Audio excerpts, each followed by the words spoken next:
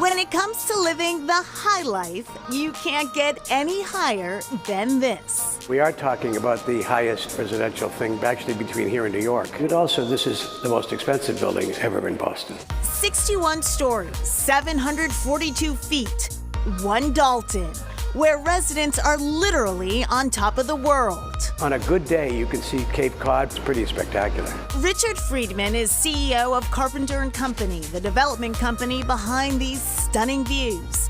Not surprisingly, when changing Boston's skyline, Friedman called on someone who has done it before. Harry Cobb did the John Hancock. He's in his early 90s. He jokes that he's in mid-career. Boston is about old and new being mixed. So that's part of the very basic DNA of this project.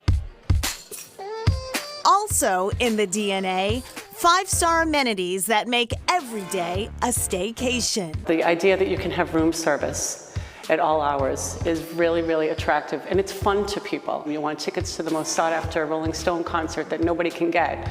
All of that can be taken care of you as a One Dalton resident. Combine that direct access to the Four Seasons spa, pool, and restaurants, and it's no wonder why the building's creator is also one of its first residents. It shows you have faith in what you're doing. Very few developers have the guts, I think, or the stupidity, whatever you want to call it, to live in their own buildings. But I love the building. Just don't look for him up here. Some people say, why didn't you take the penthouse? First of all, I can't afford it.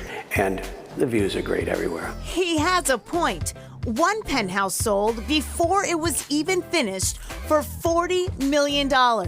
As the floors drop, so do the price tags to about $2 million.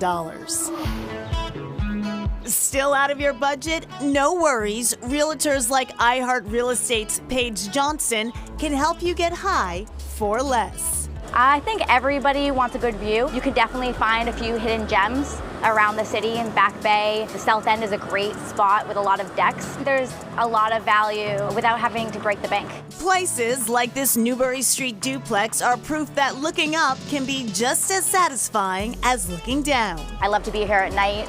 I can see the Lenox sign all bright and lit. It almost feels like you have a little piece of New York or something in Back Bay.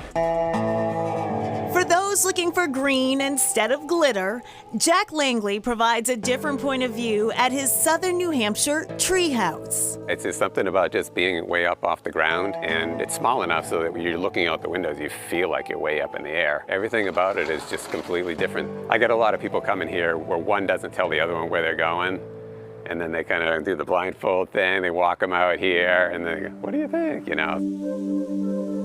Valentine's Day is popular here, and with its wreath and lights, Christmas is never out of season. The gifts are quiet and a clear roof that brings you closer to nature. A lot of people come here and go, I hope it rains tonight. My biggest concern was that people were going to have trouble sleeping at night because if it's windy, the place is moving. It's very weather oriented. I get just the opposite. I've never heard a single person say anything about, we had the best night's sleep out there. A great night's sleep and dreams of simpler times. Everybody, when they were a kid, they wanted to have a tree house. I mean, I was the same way. That's why I built it. People turn into little kids when they come here, honestly. And what kid doesn't like a good story?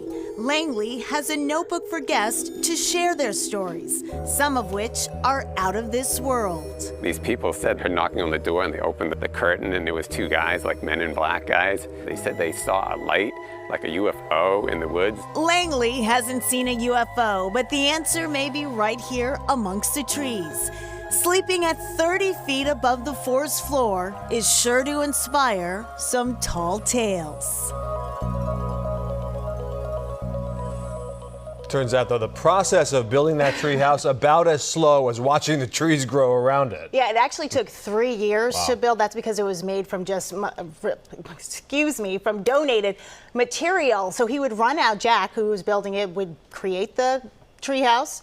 Material would be gone, and then more material would come in, and then he would finish his job. At one point, it actually took 2 years of just sitting there before he was able to restart again because he had no material coming in. But then it came in. All right, well, it turned out great, and people seem to love it, which is nice. Here it comes, the best soundbite of the week.